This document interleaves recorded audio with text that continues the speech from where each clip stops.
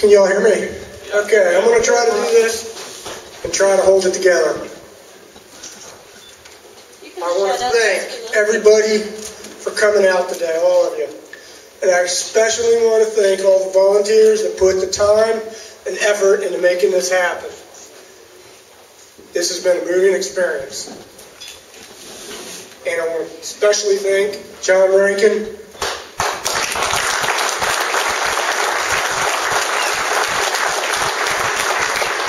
I've worked for John for many years, and he's threatened to fire me a few times. He's put his foot up my butt a few times, but the man's always been there for me, just like my family has, and he is part of my family.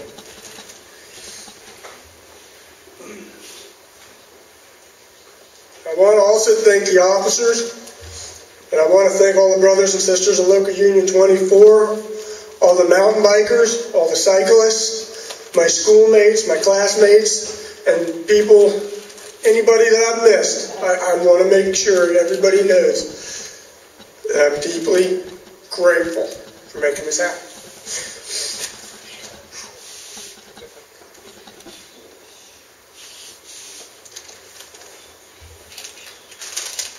I started this fight 18 months ago.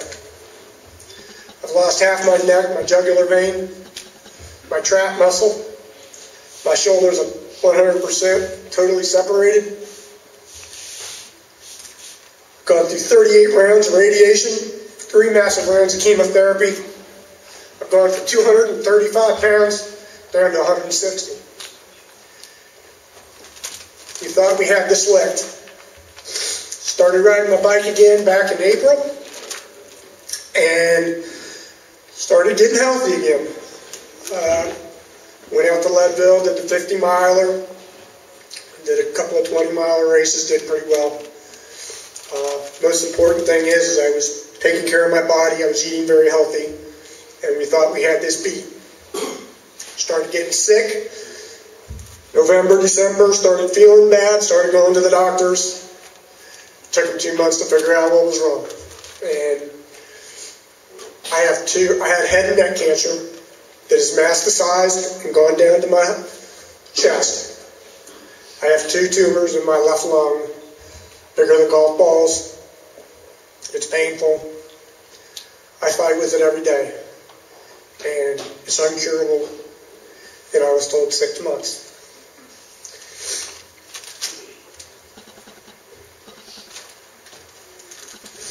I am now doing more chemotherapy, and we're fighting this. There's 3 things I want to say, and I'm going to make this short. 3 of the most important things I'm most proud of.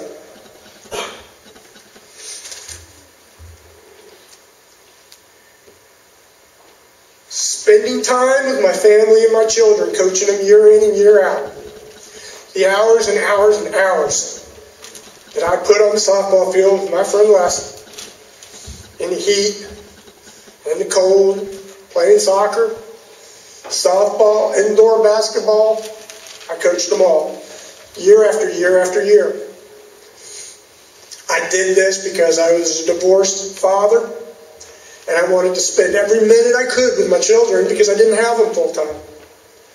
And the thing I want to be remembered for is the time and effort I spent with my 2 girls and my son and my wife. Everything I did was for them. Everything. Every single thing was geared towards them. As they got older, and when kids get older, they get their own things, and then I started to do some of the things myself. And my wife, my best friend, we did everything together. And we still do everything together. But that is the one thing I'm most proud of. Cancer might take my life, but it can't take the time that I spent with them, and I'm glad I did.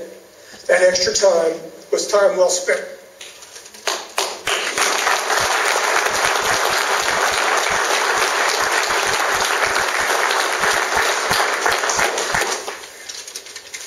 My mother's been through there.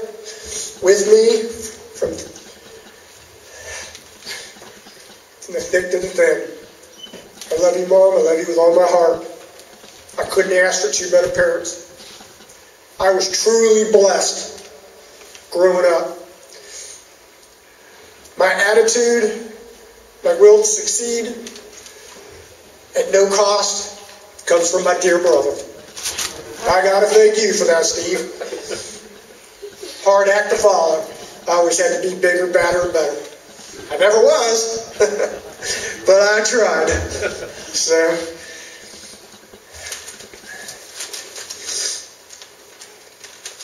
the one thing I want to be remembered for at Local 24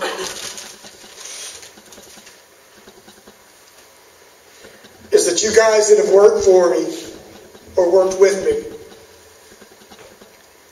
it was always my number one goal to make sure that anybody that was in my crew, whether it was Tommy, Jaron, wherever you guys are at, I always make sure I tried to find a place for you when the job was done.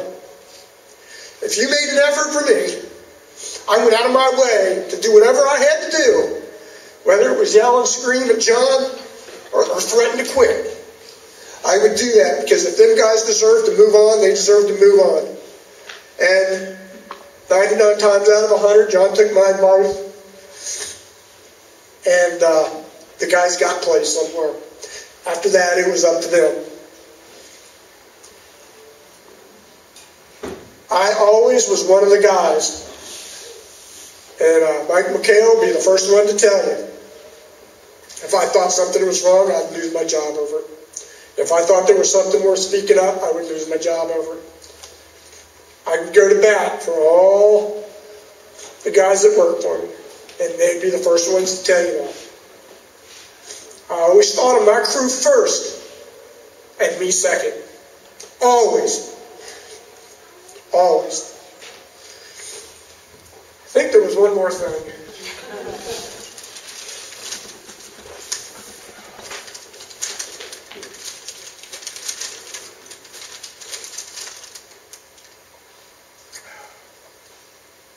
Last but not least, my wife Leanne.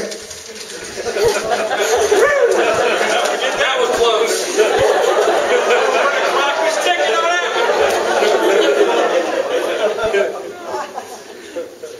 That is an angel sent from God. How many more hospitals, more hospital beds, and I've spent more time in hospital than you could ever imagine. Months. And that girl's been by my side. Never, ever wavered. Ever. I love her with all my heart. She doesn't deserve this. My family doesn't deserve this. And the last thing I'm going to say is, yes, I'm going to die. But for the last 18 years, I've prayed every night. And I would say, Lord, if something's going to happen to my family, put it on me first. If one of my kids are going to get sick, put it on me first. And every time I think, and I wake up in the morning and I got that sick feeling in my stomach because I know I'm not going to be here in a few months, I think of that. And it makes everything okay. So once again, I want to thank everybody for coming out. And I'm sorry I'm up here babbling and crying and acting like a wuss. But I needed to say these things, and I didn't want anybody to say it for me. Thank you for all coming out.